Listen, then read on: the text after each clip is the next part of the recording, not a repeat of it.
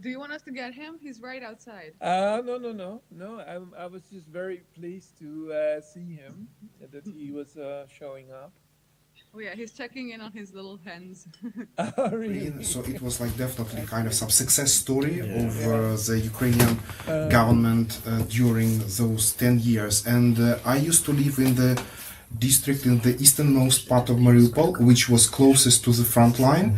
And we could hear explosions like from time to time, like pretty much all that time, from 2014 to 2022, and actually like the war had started a little bit earlier for Mariupol as well, because we just had intensive shelling, like not on the 24th of February, but a little bit earlier. Yes, like in this respect, Mariupol residents were kind of used to living near the front line and at the same time enjoying like a very, very interesting cultural agenda, economic development, infrastructure development. So it was kind of like crazy. And this is like probably why many Mariupol residents didn't take the threat seriously on the 24th of February, because I fled from the city on the last train, and this train was half empty. Because yes, I didn't manage to persuade none of my friends, nor my mother. And this is the 25th of February when the full-scale exactly. already started. Because like people, they just saw like, come on, we had got used to living with those explosions and something. Mariupol should be protected properly. Yes, and like that's why very, very few people took this, like what was happening, seriously. I actually think I'm going to jump in there because if you don't mind me plugging myself a little bit, I actually have a book coming out on the full-scale invasion. And one of the first scenes is where the title of the book comes from. The title of the book is The Dogs of Mariupol, and I want to explain a little bit about where that comes from. So I was in Mariupol about 10 days before the start of the full-scale invasion, and I remember exactly what you're talking about. We would go around and we would talk to everyone, and we would say things like, what do you think is going to be a war? And they would always say something like, oh no, there's already been a war here for 8 years, it's just politicians talking blah blah, no one means anything seriously. And I remember we talked to one villager, he said, is anybody preparing here? He's like, only God prepares in Ukraine. And I thought the most striking of all was when we went to one of the city hospitals, and I believe it may have been one of the famous hospitals that one of those horrible photos was taken at several weeks later. And we said, okay, so what's going on here? You get stockpiling beds, stretchers, medical supplies, getting a basement or a shelter ready, and they're like, no, why would we be? Like, it's all normal. But I remember, and this is one of those memories that's just like super vividly with me, and I remember I included it in an article and I tweeted about it at the time, so it's not just sort of my memory playing tricks on me. The dogs in the city, I remember, they just kept barking non-stop, and it was really eerie, and this kind of really kind of rhythmic, like over and over and over and over again. And I remember going onto the beach at one point, and there was a woman, and she was surrounded by about 6 dogs that just kept barking at her. There was something up with them, and I don't know whether my sort of theory is that people were secretly kind of worried and concerned and not trying to show it, or not trying to believe what was coming, and that the dogs were sort of picking up on that because they can be very, very sensitive to sort of human emotions and vibrations that we can't necessarily tap into. And obviously there's another crazy. Yeah. And there's a proverb, I believe it might be Irish, it says that dogs will bark before death comes somewhere. So you sometimes hear of dogs coming and finding their owners just before their owners are going to die or something like that, and sitting next to them. And so I thought, and I remember seeing when on February 24, when the full-scale invasion started, I remember thinking, did they know, those dogs know something that we didn't? And so that's where the title of my book comes from, and it's one of the opening scenes of my book. But you're very much right about how nice the city was. I remember my fixer, just for people who don't know necessarily how foreign journalism always works, a fixer is a local, normally a journalist, but sometimes maybe a member of the city council or a police officer who is well known and respected in the community and will do your translation and fix up all your interviews and things like that. So if you see a Western media report, probably about 70 to 80% of the work that's been done has been done usually by a Ukrainian fixer. Well, my fixer was the head, well, she was one of the main people in the local drama theatre, and so she was taking us around and telling us about, you know, the plays and things that they were putting on and all the things they had planned, and it really did have a feel of this kind of vibrant city that was kind of moving forward, and there was a lot of investment and there was a lot of infrastructure rebuilding, and as I said, it's one of the biggest tragedies that city just tragedy but also crime that city just almost got completely wiped off existence, and I can only extend my deepest sympathies to you for what happened there. Yeah, so it kind of like dogs were some type of bad omen, yeah? Yeah. Like, yeah, because I remember that basically now when I rewatch all the videos that I took with my phone before the full-scale invasion, I mean, all of them just have some special meanings now. Yeah. Yes, just because like I remember that for some reason several days before the full-scale invasion, I noticed some girls trying to play volleyball on the beach, and it was like cold, and this was this bitter eastern wind, which is like so typical for Mariupol in the winter, and the girls were trying to play volleyball anyway. And later when I rewatched this video, I had this kind of idea like that maybe girls just thought that it would be impossible for them to live up to the summer just to enjoy like real summer volleyball, and that's why they were trying to have fun several days before like their life collapsed.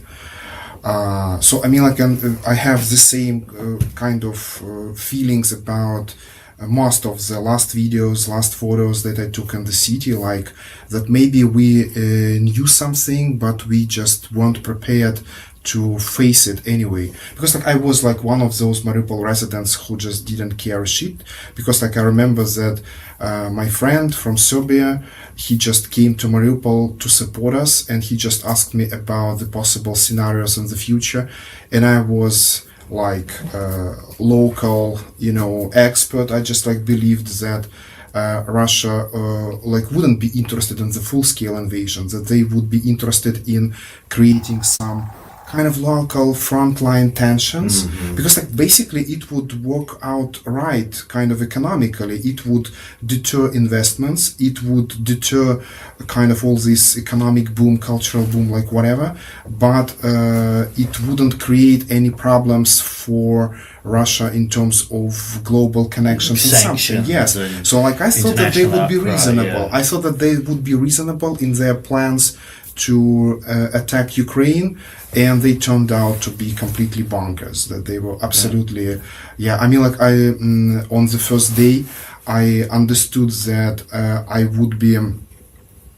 That it would be a problem for me to stay in the city, because I was like really afraid of being captured, because like I was, you know, known in the city as an activist, speaking Ukrainian publicly, and I was like really afraid of being captured, and I realized that it would make sense for me to leave the city as soon as possible, and I just ordered 3 train tickets for tomorrow, the day after tomorrow, and for the train in a week. And just the next day I just had to take advantage of the first ticket, because like we could see that the Russians were making huge advances from the west to Mariupol, like just like trying to block the city as soon as possible. So yeah, I mean, it's just like for now I just don't even know whether we had access, you know, to all the necessary information to accept the fact. Like I'm not sure like that. Just that we had kind of enough experience just to prepare ourselves for the worst. Yeah. Do you both remember the first day of war? How did it all started? Yeah. So I'm going to be. Oh, I think I told the story in our last stream, didn't I? Yeah. Maybe. I woke up about me and a couple of friends had literally gone. You can do it again. Okay. Yeah, me and a couple of my friends had literally gone on a bar crawl the night before. But that gives you an idea, right? Like everything was still opening, the cities were still like working properly, and everyone was like, okay, tonight really is going to be the night, because there've been a couple of false starts. I think everybody has talked about like February 16 as being like the big day, and then that came and went, and then I think February 21. But then that day was the day that Putin gave the sort of, you know, the big speech about annexing Danard, Elenard, so-called. And then we were like, okay, it hadn't happened today, but something's clearly going to happen. And then 24th was the real day.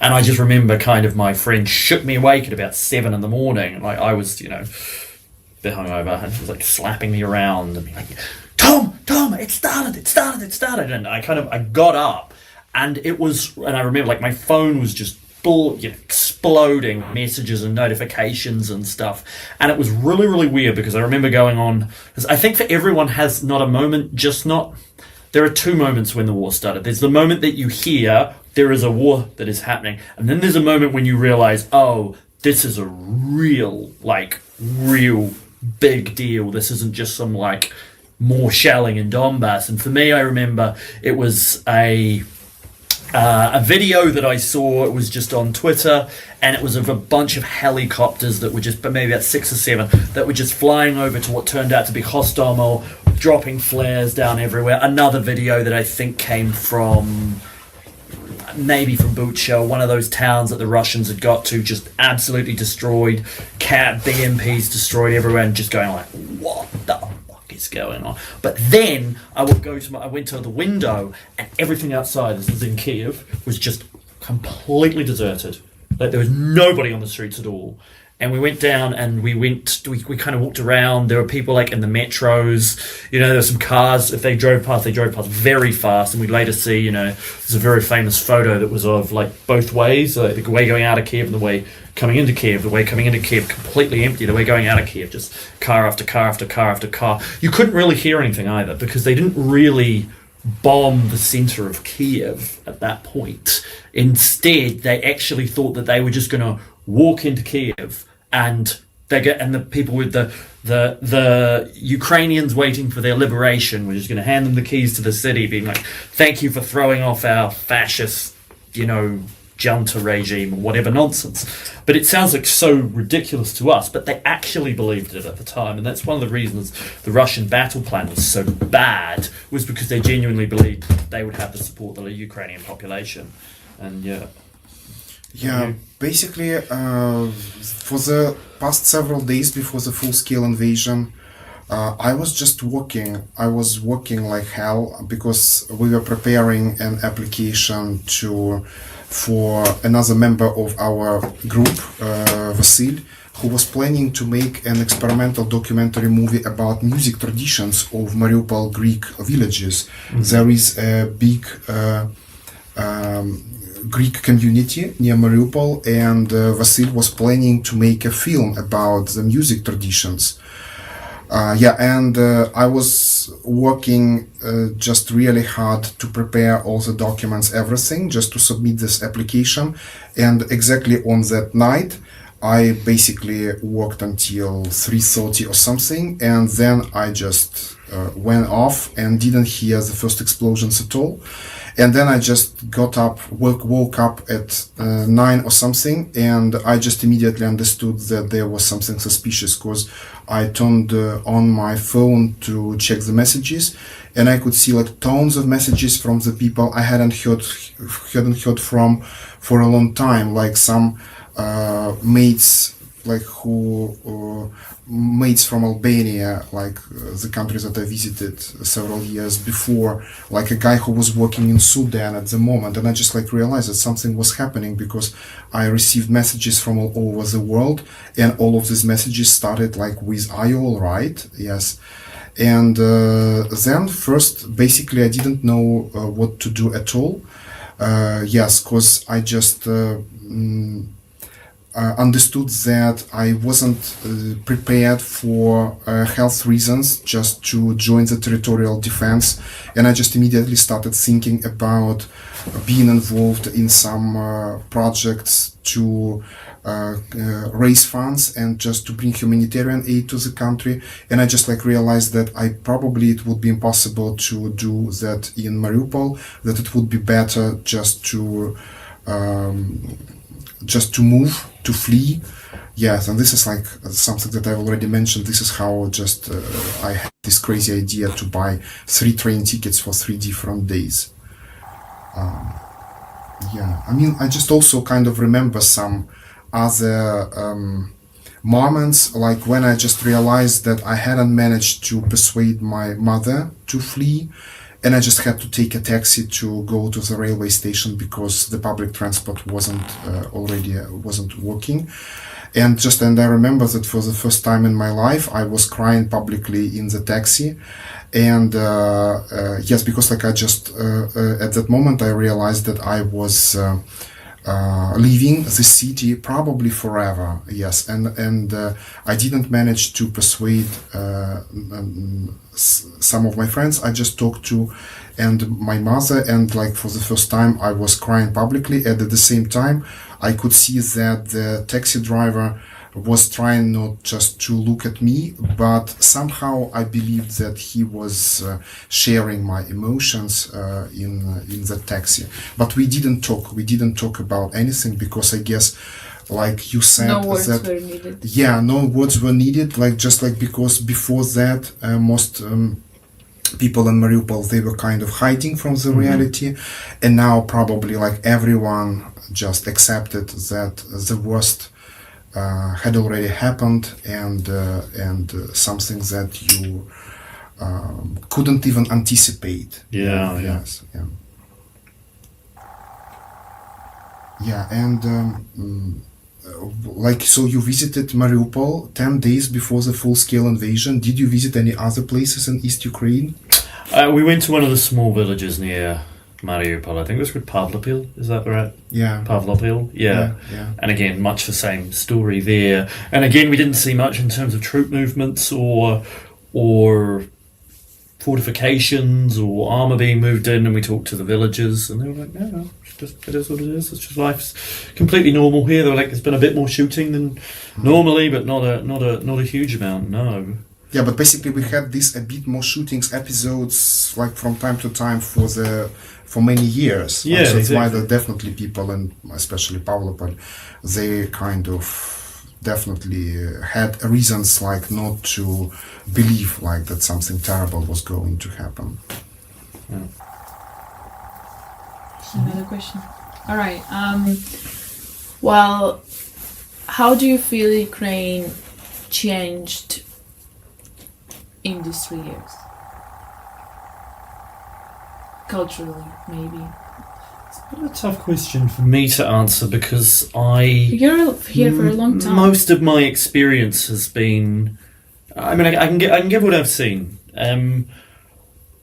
This may be just a bit free flowing and stuff, but so one of the things that happens is that at least this has been my experience with most people I've spoken to with the war, is like you were saying about Mariupol. You live in Mariupol, you just hear rockets and shelling and stuff. And the first time you hear a rocket or an explosion or a shell go off next to you, it's absolutely terrifying. The second time, a little bit less so. The third time, it's happened before and I've survived. The 10th, 20th, 50th, 100th time that you've heard a shell or an air alarm or an explosion go off, you kind of get pretty used to it. And so one of the things that I think is quite extraordinary in some ways is how life, especially life in cities that aren't too close to the front line, but even in cities relatively close to the front line, like if you've been in Kharkiv anytime recently, you'd be very surprised as to how life can go on almost totally at normal. You want to talk about culture, for instance. I think one of the very, very interesting things is how a lot of Ukrainians have used culture to sort of try and explain the war to other people. So one thing that I thought was very, very interesting, there's a museum that was, it's, you know where the motherland statue is, right? It's hard to miss. Anyone who doesn't know, it's a huge, big statue. It's got a shield in it. It used to have a sword, was it? Yeah, and it used to have the hammer and sickle on it. That's been taken off, and the trident is there. And it used to commemorate the Second World War. It was the Great Patriotic War, at least as it's known in Russia, which was ironic because that was supposed to be a war that was sort of a shared war fought by Belarus, Ukraine, Russia. Now there's a big exhibition there to the invasion of Kiev region, there's a bunker that's a recreation of a bunker, I believe, in the town of Hostomel, right down to the last thing of, this is what people would have had to eat. This is, where they would have slept. These are the medical supplies. Upstairs you have, I think there was one part of that exhibition that really shocked me, which is the passports, Russian passports from the soldiers, and they just were lying all over there. And you looked at them and, they're like 18, 19, 20 years old, and they would have just been kind of just mowed down. A lot of them had no idea they were even invading. This is one of the things that happened early in the war, is the soldiers were just sent being told, yeah, you're going on a peacekeeping mission. Like literally they thought they were going to just walk in and the government would fall right away and they'd, become the conquerors or the dictators. In fact, a lot of what they were preparing for was, you were talking about, you were in danger yourselves. A lot of the reason that is the Russians had prepared these long lists, people who were activists, politicians, journalists, people like that. Those people were marked out for, probably anything in between torture and execution. So I think that's one thing that's happened. Sometimes a lot of culture has gone underground, and when I say underground, I mean literally, right? When I was in Kharkiv, there was it was a really nice art gallery there. I, for the life of me, don't remember the artist's name, but he was fairly recent, and it was just, underground in a basement. Nightclubs and stuff you can find. Sometimes, a lot of the best bars and stuff are actually found underground because that's where the safest place to gather a large group of people is. There is another side to that, though. And I don't know how you feel about this, but as the war has gone on, because I spend most of my time in Kiev, but I do occasionally travel to the front lines and embed with Ukrainian units and stuff like that. And when we talk about the cultural scene, some people talk about like the idea of a cultural front line, where there's, we're fighting against sort of Russia, both in the battlefield and the culture and stuff like that. And I noticed there's been a shift in the soldiers that I've spoken to. In the first year, they would talk about the cultural front line as a kind of, this is a really important part of our struggle. Later, as they went on, they started to express a bit of resentment towards that. Express the idea that, we find that people who are just artists or whatever are doing, they're not really contributing to the war effort in the way we are. They aren't suffering in the way we are. I've heard soldiers who've come back to Kiev be like, I find it really uncomfortable here because I feel people here don't really know what's going on, and like they have no conception of life, even though there's, missiles and rockets and stuff. Most people here live relatively safe lives, and I use the word literally, like relatively compared to cities close to the front line or the actual front line itself. And so a lot of soldiers have ended up being quite, I think, bitter and despondent. One other thing I find is sometimes, and this is one thing that's blown me away, soldiers, you go there, they're exhausted, they haven't had rest in years, they've maybe had 2 weeks off a year. And a lot of them, when they come back, if they get demobilized or they get moved into a position that requires them to be in Kiev, they are really depressed and they want to go back. They say, I don't fit in with life here. I feel like I've abandoned my comrades who are on the front line. Life here doesn't hold the same kind of value as it used to, because I feel like I know, I know where my place is, and that should be on the front line. And I wondered how you guys felt about that. Yeah, I would say as a documentary filmmaker, I'm just like more focused on, let's say, like reflections on politics and culture than, for example, doing something for fun or like just some entertainment industry. And in terms of political questions and culture, there are definitely new division lines in the society. Like there used to be kind of a different set of these division lines. Like some kind of stereotypical thinking about West Ukraine, East Ukraine, like whatever. So there used to be a kind of a different set of division lines, and now there are new ones. Yes, like the one that you mentioned, there is definitely people who've been exposed to the terror of the war much more than other people. And there are also Ukrainians who kind of can afford to be escapist, like in this situation.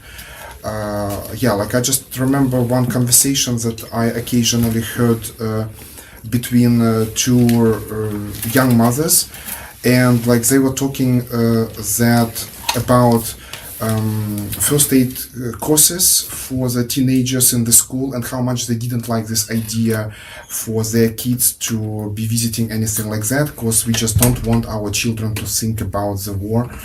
And yes, and like this is kind of also, I just can see here another division line, like someone who can ignore to some extent like what's happening in the country, and some other people who just have to face the reality of the war to like 100%.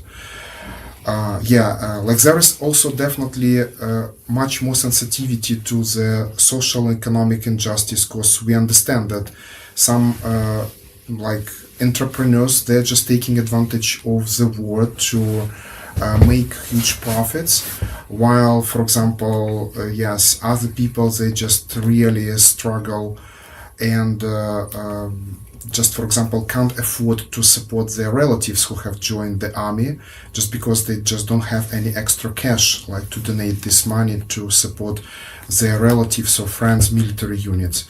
And like there are kind of new division lines that are likely to form the new political reality. They're already forming kind of like these new ideas in the society, and they will probably be even more influential after the war ends. This is like something that I keep noticing all the time. Yes, that on the one hand, people are kind of have united. They're just kind of like still this feeling of togetherness in Ukraine, but on the other hand, there are kind of these new division lines which are making this togetherness, like slightly more problematic. So this is just. I think that's absolutely right. I think there's a big, because the thing is, it's like, obviously we're in the stage where we're talking about an end game. I don't think an end game to the Russian imperialism and Russian aggression against Ukraine, but perhaps a temporary pause. That's at least the international conversation that's going on at the moment. Will there be a ceasefire? Will there be some kind of peace treaty? And different people have different ideas about how that might come about or whether that will come about. But yes, I think people are starting to think about a lot in society about how will society come back together? How will it deal with reincorporating a huge number of people who have fought on the front lines and are maimed, crippled, both physically and mentally? How will those people feel about the people who maybe fled abroad and stayed abroad the whole time during the war, right? How I remember I worked for a couple of days with 3rd Assault Brigade in near Bakhmut in about September 2023 during the counter-offensive. I remember this guy said one thing to me. He was like, yeah, my best friend, I joined the army in the first week. My best friend left the country, found a way to bribe his way across the border. Men between 18 and 60 are officially banned from leaving Ukraine, but everyone knows there are ways around that if you have the connections or you have the money. And he said, yeah, from that day, my best friend, who I'd been close with my entire life, he was entirely dead to me. All my friends are here. All my friends, all my brothers are here now. It's going to be real recriminations between those parts of society. It's like, it's a line from Blood Meridian, those who fought and those who did not. There's going to be this kind of real thing, did you do your part for the country when it was needed? There's going to be, a lot about how you reconstruct society after such catastrophes everywhere. There's going to be, I think we're talking about like preparations and stuff. I think there's going to be a lot of people who are very angry with the current government, because it's, I think, relatively well known now that the current government did not prepare for this invasion very well at all. It could have done a much better job in making sure society was ready to take the punch of the Russian blow when it first started. And I think it's underestimated, and I'll go into this in my book, how close the Russians could have come to taking a lot more of Ukraine. If a few things had gone differently in Kharkiv and in Kiev at the start, we could be doing this from, Warsaw right now, to be frank. How do you see that happening? How do you see the idea of society? And also there's the worry about whether this could just start up again in 5 years, 10 years, 50 years even. I guess like that we will have to do a lot of work accepting each other, because there is just one more division line that occurred to me, apart from the one that you've mentioned about some guys fleeing abroad and some others just staying here and joining the army on the first days. There is another division line, for example, for me to talk to my friends who just had to stay in the occupation, because there is kind of expectations that once your territory is occupied, you just have to flee to the territory controlled by Ukraine, but it's not necessarily so. Some people, they just have to stay, for example, to look after their elderly relatives who weren't ready to flee. And this is a very, very common situation when elderly people, they just say that, sorry, we are not living anywhere, we just want to die where our land is. Yeah. And I have some friends and colleagues who just had to stay in the occupation, and I'm just still in touch with them using relatively secure methods to contact. And I just don't understand, despite the fact that we are in touch in the early evening when they're definitely home and they will have enough time to delete their chats and just to prepare their phones for possible checks-ups in the street later, because they just have to be super paranoid about everything related to communication, or even just kind of hints of any communication with Ukrainians in Ukrainian. And even if we choose the most sensible time to talk to, I understand that we have been living in the separate realities for already 3 years. They just had to gain very important skills to conceal everything that they are thinking about. And I just kind of feel it, and our reality is kind of different, and I understand that that there is kind of some type of disintegration between me, let's say surviving all these 3 years in the reality controlled by Ukraine, and them surviving in the territory where kind of this democracy level, this democracy rate or something is as low as in North Korea or something. Yes, and I understand that we are learning to misunderstand each other, because they can't be open about their experience, and there is something that I can't understand about their survival strategy, and they probably find kind of my everyday concerns also slightly out of touch with what they're having to live through on a daily basis. It's very true, and it's kind of not one that would have really occurred to me, because I think it's important to realize, I think it's quite impressive to show that in Ukraine, look, Ukraine has its problems. It has problems with corruption. It has problems with its courts and, fairly applying the rule of law equally among its people. But what it does have is it still has a relatively good freedom of expression and freedom of the press.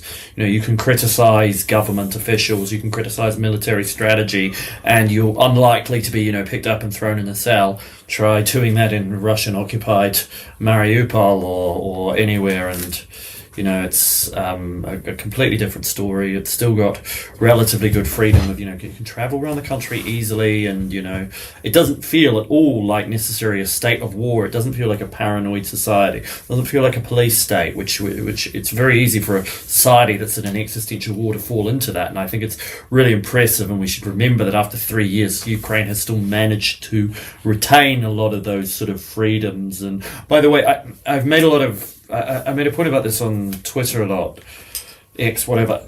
who cares? And about saying that one of the problems when people talk about, oh, Zelensky's a dictator, Ukraine needs to have elections, blah, blah, blah, is that it's not that Ukrainians don't want to have elections. They don't want to have elections imposed on them. They don't want Vladimir Putin to be like, your sister, because this is the whole point about what Russia has been trying to say about Ukraine, not just in this war, but for decades. Ukraine is an illegitimate country.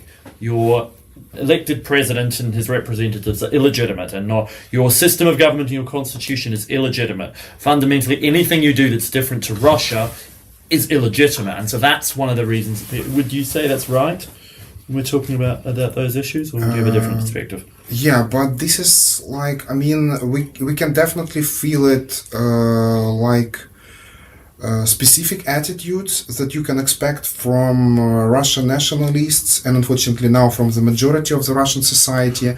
This kind of sentiment that Ukraine is some type of distorted form of Russian, and that we basically don't exist, and I guess that like, I don't think I just like can talk about that in detail, but this is like some attitude that we have felt and we have experienced from the Russians for decades. There was always this negative sentiment towards Ukrainians being some type of inferior Russians. Like, and we have to think about this problem as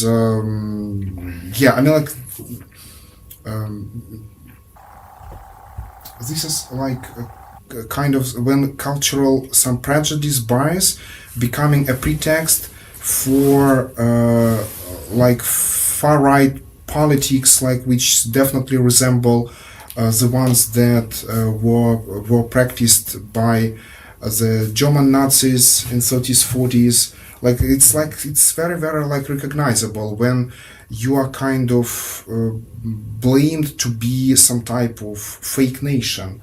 I mean, like, there are no fake nations, and we have to respect everyone's right to identify themselves. Mm-hmm. If we believe that we are different, even like Russian-speaking Ukrainians in East Ukraine, they can speak Russian in their everyday life, but they don't feel like they're part of the Russian project. They feel Ukrainian, and like that's why we have to respect their right to identify themselves, not like try to impose some geopolitical fantasies that there is something fake about us that we have to fix. Mm-hmm.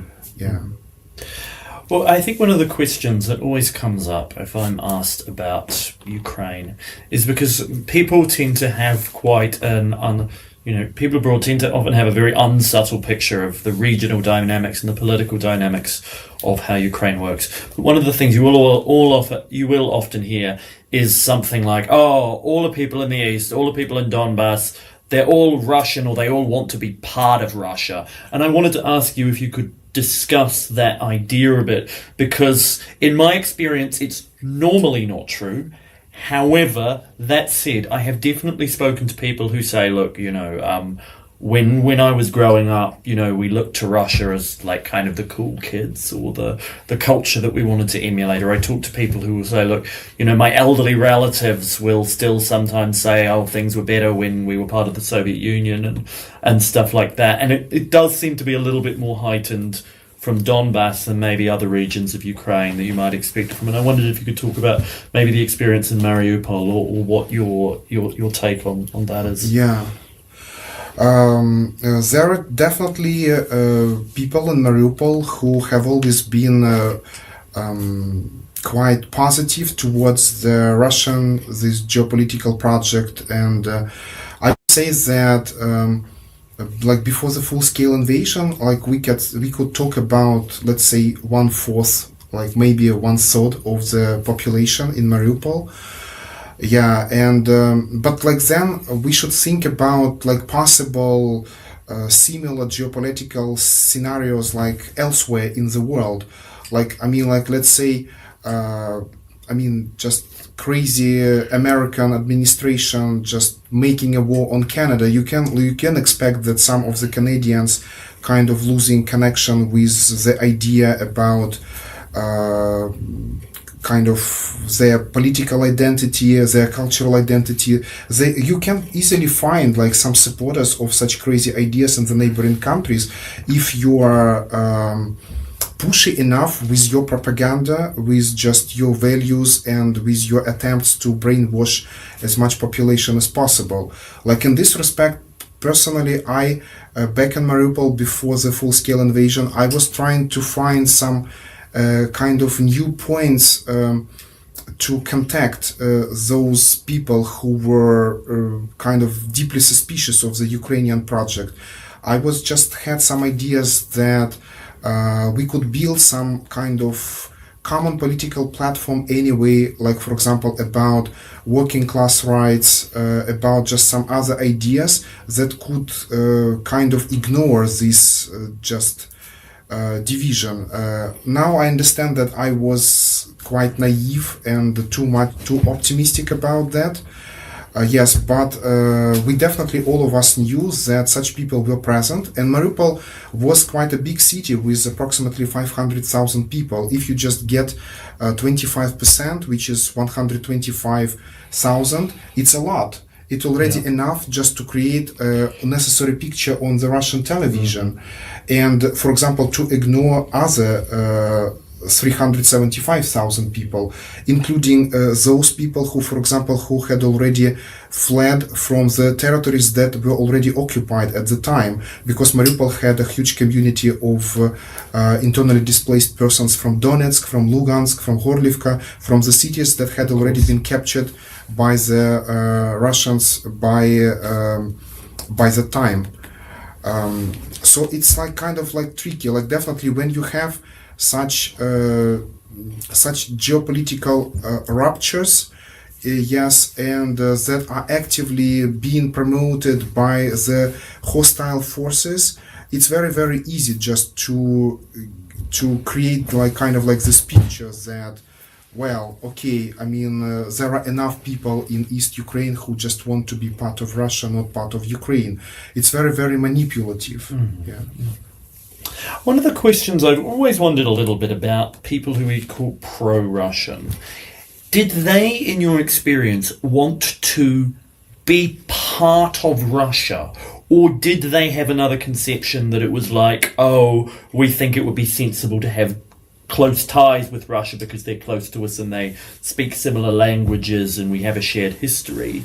That's one thing I've always kind of wondered. Was there a difference between those kind of people? Or did people who like Russia be like, no, we want to be part of Russia? Because I've definitely come across the experience. I remember Kharkiv was very big for this. When I would interview people in Kharkiv, they would say things like, we used to see the Russians as kind of a bit like family, not family in the sense that we loved them and we wanted to be together all the time, but like we all had a lot of us had family in neighboring regions, and we would speak a Russian dialect that was very similar to theirs with maybe a bit of Ukrainian words in it, and they were just kind of, you know, we didn't have a problem with them in that sense until the full-scale invasion.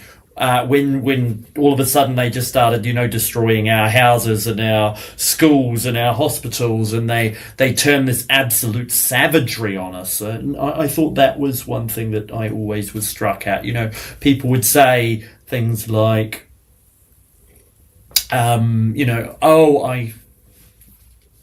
people would say, you know, like, I can't believe it. You know, I spoke to one person in Kharkiv the last time I was there, who was like, yeah, my cousin lives in Belgorod, joined the Russian armed forces, right? My cousin is literally coming to kill me in that sort of a sense. So I don't know, can you shed any perspective on that? Yeah, and did you talk to people about that before the full-scale invasion too? Not in the same sort of way, no. Because when I came to Ukraine, actually, before the full-scale invasion, the topic of the war wasn't really a big one, I have to say. First came in 2016, then again in 2018, then in 2020, and I would kind of sometimes ask people, and they'd be like, oh, yeah, of course, Ukraine's at war, but like in a kind of that's so far away and that will never really affect us kind of thing. Yeah, I would say that in 2022, after the Kharkiv Oblast was liberated, Yeah, we just visited some villages near Kharkiv and the city of Izum. And I was struck by some conversations with the locals because they just admitted to changing their mind completely about these family ties with Russia. They just kind of accepted that they had been that they had this illusion of just being part of the same context, of the same maybe even cultural idea, and they were kind of bitterly disappointed about that, and many of them because of the tragedies, because they just lost not only their homes, but also their relatives, friends. And I would say that during our trip, humanitarian trip around Kharkiv Oblast at the time, it was their dominating topic. Like it was like something that people wanted to talk about in every single village that lived through occupation, and in the city of Izum too. So that's why I guess that for now I not necessarily communicate a lot with people from Mariupol now, but I guess that probably many Mariupol residents they just changed their mind as well. It's very, very difficult to kind of statistically estimate such things now because people are all over the world. It's kind of difficult to get this kind of concrete picture. But you can definitely expect lots of people changing their mind and being bitterly disappointed with the connections that they felt to Russia in the past. Yeah. I mean, look, I imagine I would feel pretty similarly if we were invaded by Australia and New Zealand, because I think we had a similar sort of perspective, right? You know, they're near us, they're kind of similar to us culturally, you know, they speak kind of similar to us, but we are distinct countries with our own distinct identities. And the Russians seemingly could not accept the idea that Ukraine could be that kind of separate culture or the separate identity. It was the existence of Ukraine as an independent nation was a direct attack on the idea of Russianness, and I'll never really quite understand that kind of mindset. But that was what I think really, really shocked a lot of Ukrainians, especially in the east and the south, to their core. I mean, I would say, if you ever talk to people in Lviv, they will often be like, we always hated the Russians, we always knew they were horrible, we always knew this, we always knew that. But that's maybe a topic for another day. Yeah, I also kind of, when I talk to my friends in Latin America, I also kind of giving these examples of Argentina, Uruguay, like these neighboring countries. This is like kind of like helping to understand how absurd it is, how like absolutely nonsense, how like it's total bullshit, just like to believe that some identity doesn't exist and like trying to impose some other ideas by force and like literally killing thousands of people and destroying thousands of villages and cities. And remember, I think this is a good way to wrap up. And remember that it starts with saying, these people are really similar to us, we have to make them all part of one nation, we've got to protect their rights. People talk a lot about Czechoslovakia in 1938, but the first country that Hitler took over was not Czechoslovakia, it was Austria.